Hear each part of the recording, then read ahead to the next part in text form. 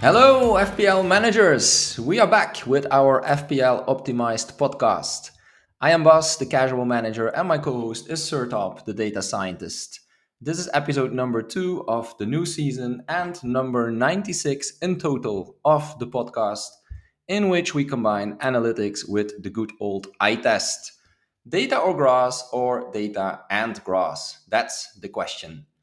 We had some great comments to the pod last week. Thanks for that. And today we just wanted to come back with a short episode in which we can look at some different optimal teams, all based on the data, of course. Sertalp, how are you? And have you been busy with FPL over the past couple of days? Thank you for asking. I'm doing okay. I was a little bit sick actually last few days over the weekend. Okay. But yeah, I just took my painkillers this morning, feeling okay. Yeah. Regarding FPL, I was a little bit busy trying to revive my old codes and projects because some of these projects, you have to stop after FPL is over. Yeah. And there's always some problems when you are trying to revive them back. So I was Okay. busy with those, trying to fix any errors I come across. And I was also trying to improve my existing tools, like the solver and other analytics pieces. But yeah, Okay. it was a good weekend, good week. Yeah. All right. Well, if you call a good weekend when you're sick, then yeah, that's let's say an optimistic way of looking at life, I would say. Mhm. Well done. Well, when you have a kid in Yeah, daycare, you're yeah. always sick, so Yeah, that's not true. very Okay, surprising. cool. All right. Yeah, as I mentioned, today we'll keep it a bit shorter, and we just wanted to go over a few optimal teams together, which I think will be helpful if as everyone is tinkering about their selection, as the deadline will come up on Friday, of course. And the first one we can look at is the one you also showed us last week, meaning the optimal team without any planned transfers. But of course, the question is, did anything change in the data? And as a result of it, do you see any changes in the optimal team? Yeah, there are some changes. I mean, there are changes to the data. Also, there are changes to the optimal team. Well, obviously, there are teams are completing some transfers, so it is Right. impacting existing players' minute projections, and also for players who are just joining. Yeah. There's also a big question about whether they will get any minutes or not. Uh, But yeah, models are trying to predict. Obviously, it mhm. might be far from the ideal, but there are some predictions about which players will start, how many minutes they will play, Yes. and based on that, the optimal team changes. So there are some changes, not not very significant, I will say. But let's start with the optimal team without any transfers. Yeah. Um, this team is optimized over 12 game week horizon. Using an ensemble of models, so it's just an average of some commercial models available in the market. Yeah. We are not scheduling any transfers again, but we are giving more weight to earlier game weeks because, well, obviously you will need to make some transfers, and so first few weeks, for example, are more important than game week 10, 11, 12. So Okay. with that in mind, the optimal team is we have Raya in the goal, and in defense we have three defenders. They are Gabriel, Pedro Porro, Van de Ven, and Okay. in midfield, we have Saka, Nkunku, Eze, Bruno Fernandes. Mm-hmm. In forward, we have Joe Pedro, Haaland, Isaac. And on the bench, we have Fabianski, Dunk, Konsa, and Winks. Okay. This team, well, as you see, there are triple Arsenal, double Tottenham, Yeah. and there's also some kind of Aston Villa and Tottenham defense rotation with Konsa playing in some games. Dunk also plays in I think 3 game weeks out of 12. So this team, this Mm. midfield line and forward, they play every week. So it's just things that their projections are good enough, so they always play. But Okay. there's some kind of a rotation, like Van der Ven. You start with Van Uh, der Ven, who plays for 2 game weeks, but then is benched for Newcastle, Arsenal, Manchester United, those games. Yeah. and then Konsa plays instead. So this team then obviously it's like fixed goalkeeper, fixed midfield, fixed forward, but then you have a really heavy rotation in the defense. So what do you think about it? Yeah, I think we can probably call this a quite balanced team, right? It goes for Haaland, of course, as a premium attacker, which will cost you some budget, like 15 Mm-hmm. million, quite a lot. But still, beyond that, we can see Bruno and Saka as other, let's say, yeah, premium midfielders. So it still has a few good midfielders there. Beyond that, Isaac in front, I think many people will have him. And then, yeah, the defense is quite interesting. I don't think I've seen this one before in other drafts. So basically, two times Arsenal, two times Spurs, Mm-hmm. um, which is always a bit of a risk, I would say, because it's quite easy to concede a goal. But yeah, I think Van de Ven is just 4.5 million, right? So that's quite an Yeah. attractive option. I Yep. do Yep. agree. Mm-hmm. Yeah. Yeah. Okay, cool. Yeah, and it's also good to see the rotation, as you mentioned, that Konza will come in instead of Van de Ven for Mm-hmm. some of Mm-hmm. the games. Yeah. Yep. All right, excellent. So this is a team without transfers, while I think in reality most people will use transfers. So shall we look at such team where the Yes. transfers are considered? Mm-hmm. Absolutely. So again, like the reason why we are solving the problem without scheduling any transfers, because even if you make some plans for Yeah, future, yeah, it's sometimes very difficult to follow them through because, well, the yeah. projections change, some players get injured, rotated, whatever. Right. So you find yourself in a position that you do some transfers, they might resemble your earlier plans, but sometimes they're really different. But still, it is good to solve also the optimistic case where you are like, Yeah, okay, nothing, that unexpected will happen. Projections will stay around the same. If that's the case, what will be the best case scenario for my team? Which yeah. team I should start with and what kind of transfers should I schedule? So in Mm. this one, we solve for 12 game week horizon again, but we only allowed solver to make transfers within the first 6 game weeks because sometimes solver makes a transfer in game week 12, which is not really a scheduled transfer. It's not gonna happen most probably. So we Yeah. try to shift those transfers a little bit early in the schedule so that you have a um, better benefit, I should say. Okay. And so this team is actually composed of Flecken in the goal, and Oh. then we have Gabriel, Saliba, Pedro Porro in defense. Saka, Nkunku, Eze, Bruno Fernandes, and Brereton Diaz. I will call him BBD. And in Okay. forward, we have Haaland and Isaac. And on the bench, Right. we have Fabianski, Jebison, Dang, and Faes.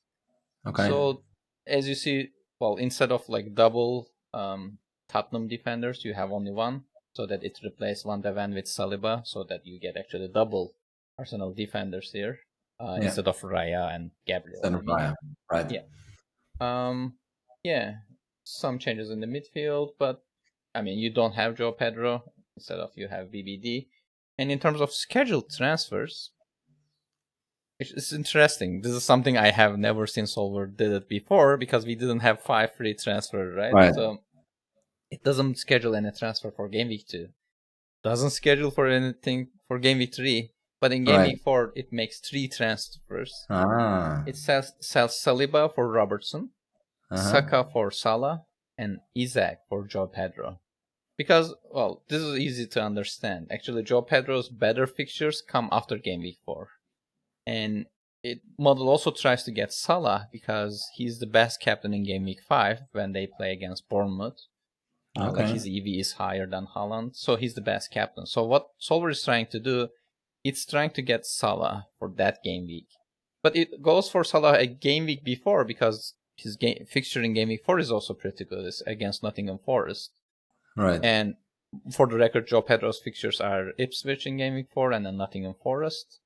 And then it doesn't make any transfers in game week 5, and in game week 6 it makes 2 transfers. It sells Salah back and gets Odegaard, and then it sells BBD Ah. for Saka. Because Okay. starting from game week 6, Arsenal fixtures are pretty good. So Oh. this will be a common theme in every solve that you model wants to have triple Arsenal starting from game week 6. So there's that like big Arsenal jump in game week 6. And Okay. so, well, as you see, for game week 4 and 5, you go with double premium players. But then in game week 5, you are, again, only with Haaland because Salah is sold again. So, Yeah. yeah, that's... Nice. Interesting indeed to see how the new rules impact the solver. And I think it also means that your solver is working. Yes, that's true. Right. And I guess this is also something that many of us will try to do, like the first couple of game weeks, avoid a transfer. So then Mm-hmm. later on, we can do 3 or 4 transfers, or maybe even 5. Mm-hmm. So yeah, I still wonder about it because even like today, I was looking at my team and I was thinking to already make a transfer in game week 2. I Mm-hmm. was thinking like, oh, maybe I should switch, but well, we'll see. We'll see how it goes. Otherwise, it's also a little bit a boring week, right? You just sit there looking at your team and you can't do anything. Well, you're right, but yeah, I Uh, have mixed feelings about it. Well, I can yeah, also like try to get a solve where you make a transfer every week so that, yeah, it will be more fun solve, but at the same time, whatever plans you have, something else comes up and then you're in a bad place now, so yeah. maybe it's No, fine. you're right. And I was joking, of course. Just thinking about something that the FPL general, I think, always says in his podcast. Like the first option should always be do nothing, which is maybe Yeah. not so easy in this game because you want to do something. But now it's even more true with the new rules. I think the first option should always try to be do nothing, right? Unless you really have a big issue. Yeah, yeah, But yeah, otherwise, exactly. it can always be a good idea to save a transfer. Yeah. Yes, I agree. All right. Yeah, and in my case, currently I don't have Arsenal defenders in my plans, and I see Gabriel and Saliba, and they also both scored a goal yesterday in the friendly match. Yes. So then I was already They did. thinking, like, uh oh, this might hurt me. So still something to think about during the next days. Yeah. Okay, excellent. Mhm. Then I think another team we could look at, because it's something that is debated a lot, is of course the strategy around the premiums. And you can either go for Haaland or you can go for Salah, or maybe you can also take the two of them, of course, which will cost you a lot of money. But I do see a lot of people thinking about it, and I think the reasoning there is that, like, once you have them, it's quite easy to downgrade. Like if it's not working, then you just sell one of them. But the other way around is, of course, more difficult. If you don't have them and Yes. you want to get one of them, then it requires a lot of budget, and you will have to do multiple transfers. So that makes it more complicated. But yeah, then again, do you really want to spend that much money on it? That's of course the question. How would such theme look like? Is that something you also could solve? Yeah, I had a look at that. Like you asked about it earlier. So just want to point out here is that in this plan with like scheduled transfers, Haaland was optimal captain 3 times out of first 6 game weeks, right? So when I was solving this one, where I forced in Salah in game week 1, but not Haaland. Haaland is explicitly excluded in game week 1, but I kind of allowed solver to bring him if there's a huge benefit of having him. To Yeah, my surprise, I was really thinking that Solver will leave some money on the table, and then in game week 2 it will make a transfer to bring Haaland back to the team. yeah, But actually Solver says, no, I will just stick with this because Salah, Saka, and Isaac is the optimal captain with the data right now. So it thinks that it has a pretty good coverage, and you're absolutely right. When you start with only Salah and no Haaland, it's really difficult to go there. yeah, And you want to maximize the points. So when you yeah, just force Salah in, and if you leave Haaland out, Solver is not trying to bring him back. He thinks that the best way to maximize projected points is just going with it, like sticking with it. So yeah. in this team, we have Flecken in the goal, Gabriel, Alexander-Arnold, Pedro Porro in defense, Okay. Saka as a Salah, Fernandez, Gordon in midfield, and Isaac and Wood in forward. All And right. on the bench, we have Fabianski, Jebison, Dang, and Faes. And Mm-hmm. the scheduled transfers are these. So in game week 4, it sells Isaac for Watkins and Wood for Mm-hmm. Joe Pedro. And in game week 6, it sells Salah for Odegaard. As I mentioned, it tries to Yeah. get that Arsenal coverage, and Yeah. sells Gordon for Foden and Joe Okay. Pedro for Tony. And Foden is interesting because well, we don't see Foden in most souls right now. The reason Okay. is he's not gonna start game week 1. He didn't play that much in the preseason too, right? Because he joined The the Euro. team. Yeah, because of the Yeah. Euros. Yeah. So it is very rare to see Foden in a soul right now because the Yeah. first game weeks his minutes are a little bit question mark. But in this case, it brings Foden in game week 6, where hopefully he will be fine to bring in. And Yeah. Foden is actually, like, we don't see in this visual, but he's also captain in some of the game weeks after game week 6, where City has good fixtures. So in a way, the way people call it, so Foden is your coverage for not having Haaland in the team, Oh, so okay. that Got it. the solver is just using Foden as a replacement. But yeah, Yep. what do you think about this team with Salah only? Yeah. It looks very strong, right? And I think this will be the big decision for everyone to make. Like, if you don't want to, yeah, you don't want to miss out on Haaland when he goes big, which could be right away in the first game week. You never know We'll against see. Chelsea. But then again, it's 15 million. So if you start spreading that funds for those funds, you see how strong it is, huh? Because you have so many options, like in front with Isaac and Watkins, and now Solanke at Spurs. We also have Harvards at Arsenal, and some other options, and then of course also midfield with Salah, Bruno, Saka, Odegaard, Palmer. You name it. So that's that's the difficult one, and I see Yeah. some people, of course, also on X saying, "Oh, why would you go for Haaland? Because it's better to spread the funds." But yeah, we know what Haaland can do, or we know what City can do in some games, Yeah. and Haaland, he can score 3 or 4 goals, and if you captain him, then of course that can be big. So difficult decision, and yeah, as expected, like how it also goes with the friendly matches. Like yesterday, Haaland doesn't score, and then Liverpool do score a few goals. So then you also see people switching, uh, Yeah, that's true. People as overreact all the time. we could expect, and that's how Yeah. it will go throughout the season, of course. Yep. Okay. And the second team then I looked in this Yeah. segment is, what if we force both of them, both Salah Right. and Haaland in game week 1? Then Yes. the solver sell one of them.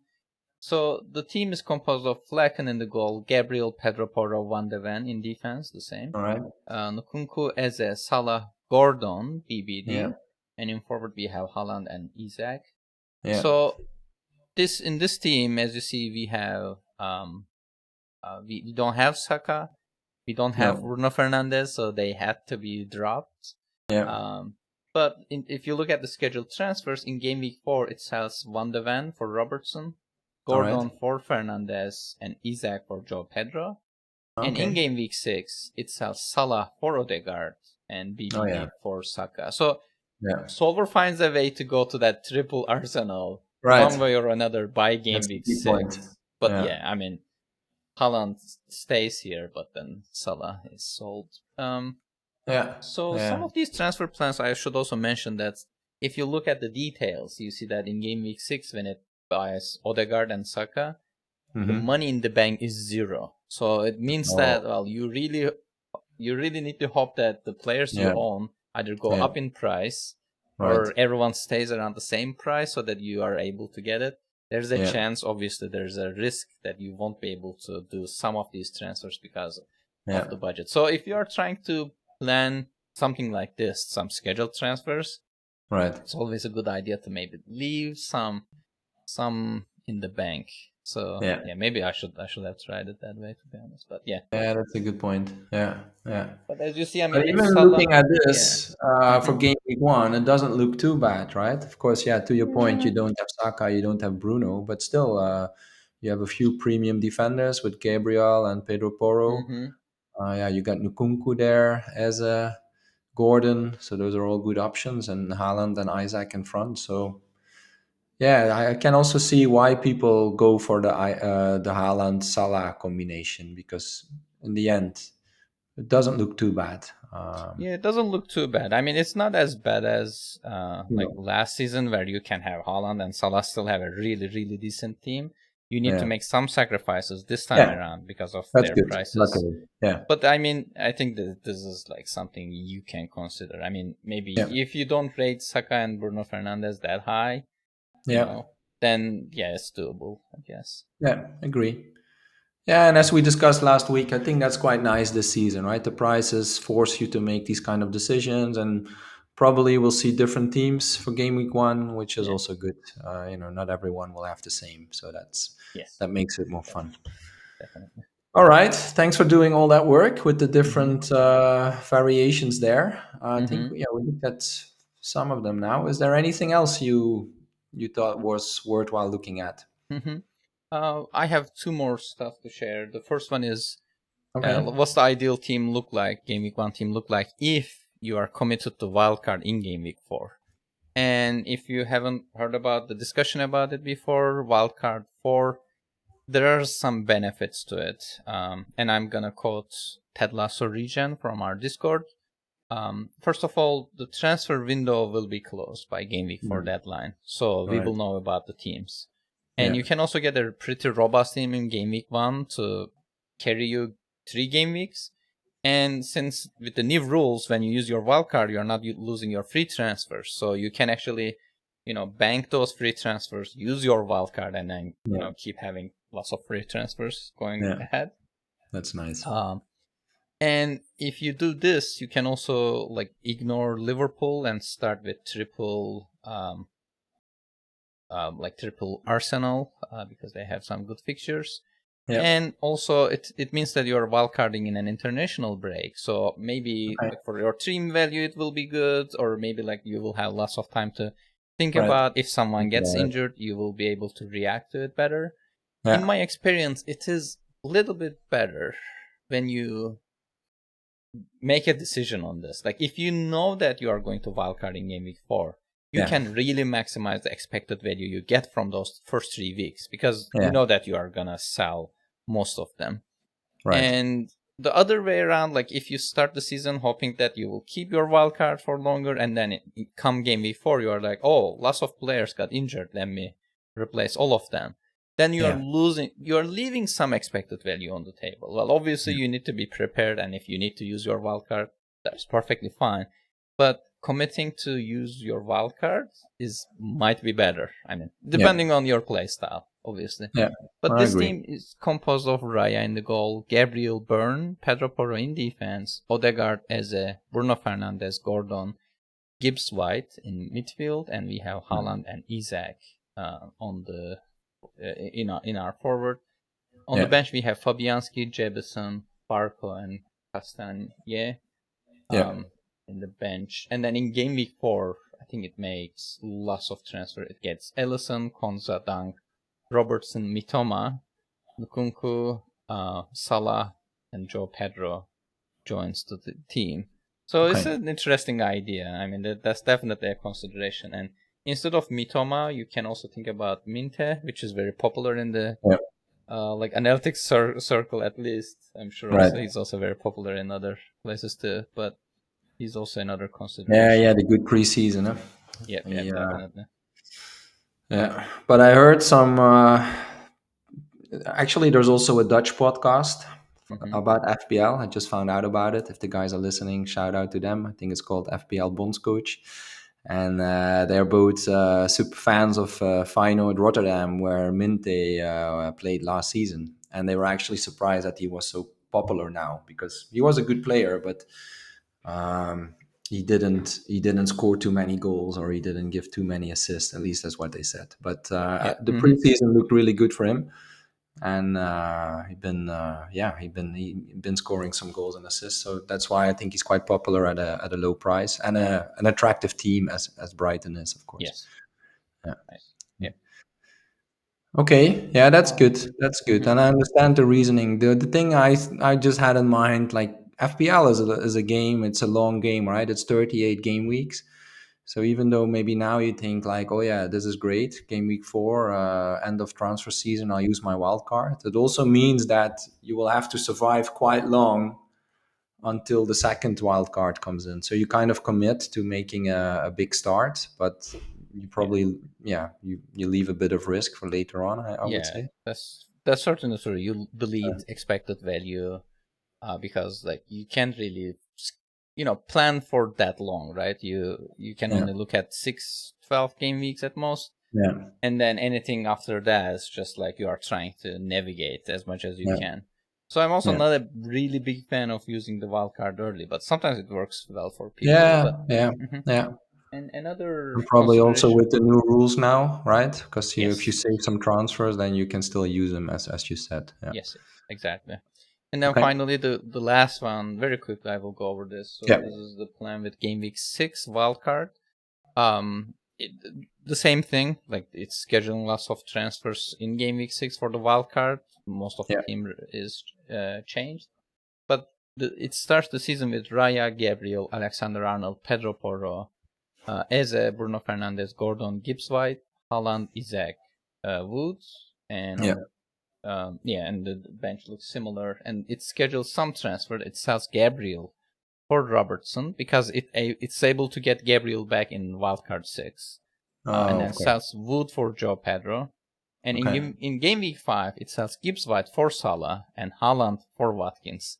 But this is a Oh. little bit funny because it sells Haaland for Watkins in game week 5, but in game week 6 wildcard, it buys Oh. Haaland back. So you are doing that premium switch, going from Haaland to Salah. Actually, that's what it's trying to do because Salah Yeah. has such a good fixture that game week, and then goes back to Haaland. So there is this benefit of Oh. having Salah for that game week without Yeah. carrying him other game weeks, without spending that premium value.